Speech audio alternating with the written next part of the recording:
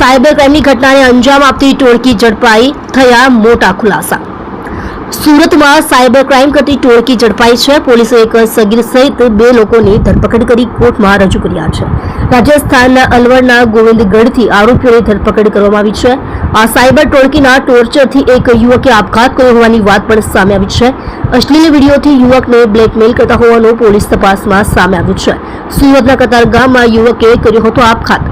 સુરતમાં સાયબરની ઘટનાને અંજામ આપતી ટોળકી ઝડપાઈ છે।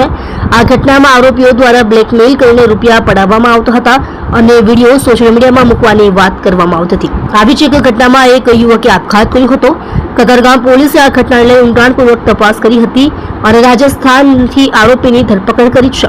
સુરત પોલીસે રાજસ્થાનમાં રહીને ઓપરેશન પાર પાડ્યું છે। રાજ્યવ્યાપી આ સાયબર ફ્રોડ નીકળી શકે તેવી પોલીસે શંકા વ્યક્ત કરી છે।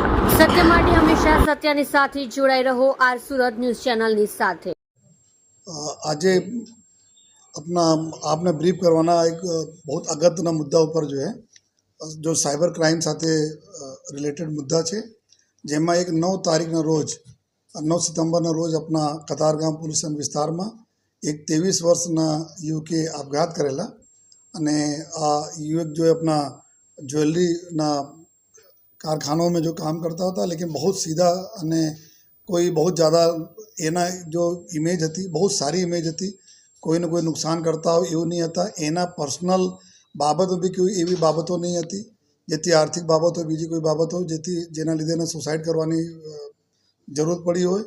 તો એના લઈને જો જ્યારે એના ઘર પરિવારવાળા મોબાઈલ વગેરેમાં જોયા તો એને ખબર પડી કે એક પ્રોફાઇલ એક એવી છે જેમાં મહિલાને પ્રોફાઇલ જો પરી નામથી હતી, PARI કેપિટલ છે। તો આ પ્રકારની પ્રોફાઇલ હતી જેમાં અમુક જો વાંધાજનક ફોટોઝ હતા જો લડકીઓના। તો આ જોઈને તાત્કાલિક આ લોકોને ડાઉટ થયા, પોલીસને જાણ કરી। આ લોકો કતારગામ PI ચૌધરી પાસે ગયા। આ લોકો તુરત જ ગુના દાખલ કરવામાં આવેલા છે અને ગુના દાખલ કર્યા પછી જો અમે લોકો જોયા કે આ જો ન્યૂડ આપણા વિડીયોઝ અને ન્યૂડ ફોટો ભેજીને જો લોકોનો ટ્રેપ કરીને જો પૈસા પડાવવાની આ ગેંગના કામ હતા આ જેના લીધે જો આ આપણે બદનામીના ડરને લીધે આ આપણા નौजवान જો સુસાઇડ કરેલા છે। તાત્કાલિક ગુના દાખલ કર્યા પછી જો પોલીસની ટીમ કતારગામ પોલીસની પૂરી ટીમે અને ઝોન 3ના નેતૃત્વમાં કામ કરવાના ચાલુ કર્યા અને આ આરોપીઓ રાજસ્થાનના અલવર જિલ્લાના જો એના લોકેશન હોય આરોપીઓનો તાત્કાલિક જો પોલીસની ટીમ અમારા જો જવાનો ત્યાં પહોંચ્યા અને સખત પૂરી મોટરસાઇકલો ઉપર આ એરિયા બહુ કન્જેસ્ટેડ અને નામચીન એરિયા બી હતા, જો સાયબર ક્રાઇમ માટેના જાણીતા એરિયા છે। તો ત્યાં લગભગ એક લાસ્ટ 5 ડેઝ તક જો ત્યાં પહોંચીને ખૂબ જ મહેનત કરી અને પછી આરોપીઓને લોકેટ કર્યા અને લોકેટ કર્યા પછી અમે રાજસ્થાન પોલીસના મદદ લઈને અને ત્યાં અલવર પોલીસ સાથે આવીને પછી આ 2 આરોપીઓને અમે લોકો પકડ્યા, જેમાં જો એક આરોપી જો છે જો એક 17 વર્ષ જેના ઉંમર છે જો આપણા જુનાઇલ આમાં આવે છે। બીજા છે બરકત કાલુ ખાન કરીને જેના ઉંમર 38 વર્ષ છે।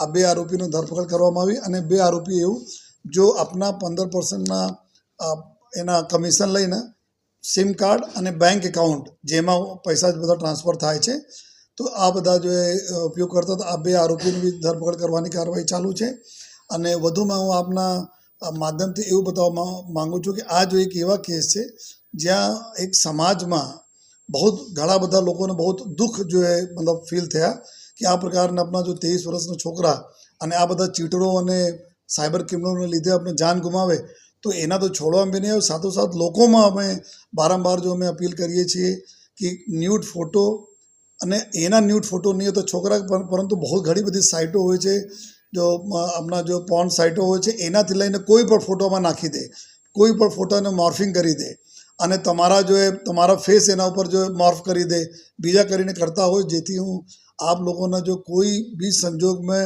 ડરવાની કોઈ પણ જરૂરત નથી।